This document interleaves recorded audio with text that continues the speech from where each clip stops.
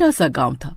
दीपावली का त्योहार करीब आ रहा था, इसलिए पूरा गांव लाइट और चमकीली झालरों से सजा हुआ था। गांव के लोग दिवाली का त्योहार बहुत ही धूमधाम से मनाया करते थे। एक रोज गांव में रहने वाली गीता दिवाली पर घर सजाने का सामान लेने के लिए अपनी बेटी लीला को लेकर बाजार जाती है। बाजार में कई तरह के बम पटाखे देखकर लीला अपनी माँ गीता से उन्हें खरीदने की जिद करने लगती है।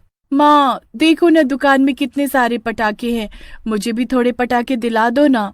एक तो बाजार में दिवाली का इतना महंगा सामान है, ऊपर से तुझे पटाखे चाहिए। दिवाली आई नहीं कि बस पटाखे का रट्टा लगाना शुरू कर दिया। अब एक शब्द पटाखे का मुंह से ना निकालना। ऐसा बोलकर गीता लीला को चुप करा देती है और उसे एक भी पटाखा नहीं दिलाती। घर आकर लीला रोने लगती है और माँ के पटाखे न दिलाने से वो उदास होकर घर से दूर एक बरगद के पेड़ के नीचे बैठकर जोर जोर से रोने लगती है। उसी बरगद के पेड़ पर एक बहुत ही डरावनी चुड़ैल बैठी होती है। वो लीला को रोता देख मुस्कुराती है और बोलती है, आखिर जिसकी मुझे तलाश थी वो तो खुद ही चलकर मेरे पास आ गया। ऐसा बोलकर चुड़ैल एक सुंदर लड़की का रूप लेकर लीला के सामने आती है और उससे बोलती है, अरे मेरी बच्ची, क्या बात है, तुम इतनी जोर जोर से गला फाड़े क्यों रो रही हो?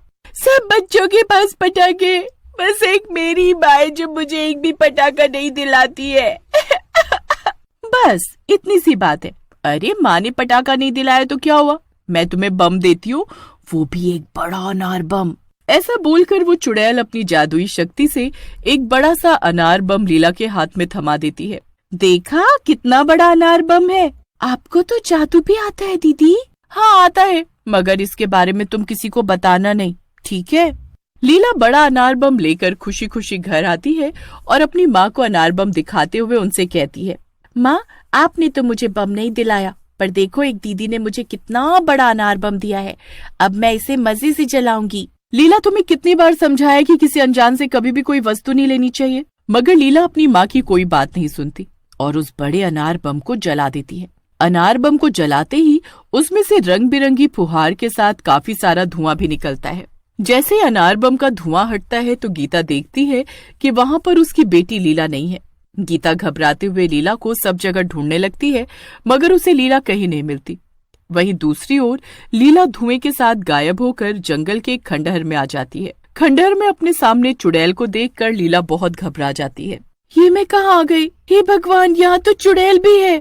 ज्यादा चिल्लम चिल्ली मचाने की जरूरत नहीं है, सामने तुझे एक बड़ा सा अनार बम दिख रहा है ना, उसी से तुझे बांध कर आसमान में उड़ा दूंगी। ऐसा बोलकर चुड़ैल जोर जोर से हंसने लगती है और वहाँ से गायब होकर फिर से एक लड़की का रूप लेकर गांव में आ जाती है। तभी पास में ही एक सोनू नाम का बच्चा खेल रहा होता है। वो चुड़ैल सोनू को एक बड़ा अनार बम दिखाकर उसे अपने पास बुलाती है। सोनू अनार बम के लालच में उस लड़की के पास चला जाता है। बेटा, दिवाली आ रही है तो तुम्हारा भी मन पटाखे जलाने को करता होगा ना, इसीलिए देखो मैं तुम्हारे लिए कितना बड़ा अनार बम लेकर आई हूँ, इसे जलाने में तुम्हें बहुत मजा आएगा। सोनू अनार बम को देखकर बहुत खुश हो जाता है और बिना कुछ बोले ही वो अनार बम लेकर वहाँ से चला जाता है। अरे सोनू, ये इतना बड़ा अनार किसने दिया? माँ, पहले तो मैं अनार बम जलाऊंगा, उसके बाद बताऊंगा कि किसने दिया। ऐसा बोलकर सोनू अनार बम जलाता है। उसके अनार बम जलाते ही वो भी अनार के धुएं में गायब होकर खंडहर में चुड़ैल के पास पहुंच जाता है। चुड़ैल मर गया, अनार बम में चुड़ैल निकली। चुप, एकदम चुप, अगर ज्यादा शोर मचाए ना तो तुझे अनार बम से चिपका कर आसमान में उड़ा दूंगी। अब तू भी इस लीला के साथ बैठकर मजे कर, मैं अभी आती हूँ। ऐसे बोलकर चुड़ैल अपने शैतान देवता की मूर्त के पास जाती है और उसके पास ही में एक बड़ा सा अनार बम रखा होता है। ऐ मेरे मालिक, बस कुछ ही दिनों में मैं अपने लक्ष्य में कामयाब हो जाऊंगी। दिवाली पर मैं 9 बच्चों की बलि देकर इस अनार बम पर इनका खून लगाकर इसे जलाऊंगी, तभी मुझे मेरी खोई हुई शक्ति वापस मिलेगी और उसके बाद मैं और भी ज्यादा ताकतवर हो जाऊंगी। उसके बाद ही मैं इन गांव वालों से अपना बदला ले पाऊंगी। कई सालों पहले इन गांव वालों ने मुझे दिवाली वाले दिन बहुत सारे अनार बम से बांधकर उसमें तंत्र मंत्र फूंक कर जला दिया था ना, अब इस दिवाली पर मैं इन गांव वालों का दिवाला निकालूंगी। ऐसा बोलकर चुड़ैल जोर जोर से हंसते हुए वहाँ से गायब हो जाती है और गांव में एक और बच्चे को अपना शिकार बनाती है। आए दिन गांव में बच्चे गायब हो रहे थे, जिस वजह से पूरे गांव में हाहाकार मचा हुआ था। तभी गंगा की छोटी बेटी मीना एक बड़ा अनार बम लेकर आती है, जिसे देख गीता मीना से बोलती है, ये बड़ा अनार बम कहाँ मिला, किसने दिया? अरे कुछ तो बोल मीना। एक सुंदर दीदी ने मुझे ये अनार बम दिया है, और पता है माँ, वो जादू से और भी अनार बम बना सकती है। उन्होंने कालू को भी अपने जादू से एक बड़ा अनार बम दिया है, पर उन्होंने ये बात किसी को भी बताने से मना किया है, इसलिए आप भी किसी को मत बोलना। मीना की बात सुनकर गीता घबरा जाती है और मीना से बड़ा अनार बम छीनकर गांव वालों के पास ले जाती है और सभी लोगों से कहती है। ऐसे बोलकर सभी गांव वाले उस बड़े अनार बम को ले जाकर पुजारी जी को दिखाते हैं। इस बड़े अनार बम को देखते ही मैं समझ गया कि ये जंगल के खंडहर में रहने वाली चुड़ैल का काम है। कई साल पहले हमने उस चुड़ैल को तंत्रों से अनार बम में बांधकर उसकी शक्ति छीन ली थी। पुजारी जी अपनी आंखें बंद करते हैं और कुछ देर बाद अपनी आंखें खोलकर बोलते हैं, उस चुड़ैल ने जंगल के खंडहर में सभी बच्चों को बंद किया हुआ है। दिवाली के दिन उसे बच्चों की बलि देने से रोकना होगा, नहीं तो अनर्थ हो जाएगा। मैंने देखा कि उस खंडहर में एक बहुत ही बड़ा अनार बम है। मैं अपनी बच्ची को उस चुड़ैल के हाथों मरने नहीं दूंगी। कुछ भी करके मैं अपनी बच्ची को बचा कर रहूंगी। इस काम में बहुत खतरा है। अगर चुड़ैल को जरा भी भनक लगी कि तुम अपने बच्चों को उसके चंगुल से बचाने आए हो, तो वो तुम्हें भी नहीं छोड़ेगी। इसलिए कोई एक ही हिम्मत करके उस खंडहर में जाए और उस बड़े अनार बम को जलाए। अकेली चुड़ैल का सामना करने की किसी में हिम्मत नहीं थी, मगर इस काम को करने के लिए गीता आती है। गीता, तुम बहुत बहादुर हो, इसलिए हम सब तुम्हारे साथ चलेंगे और खंडहर के बाहर तुम्हारा इंतजार करेंगे। अगर तुम्हें कोई भी दिक्कत हुई तो हमें आवाज लगा देना।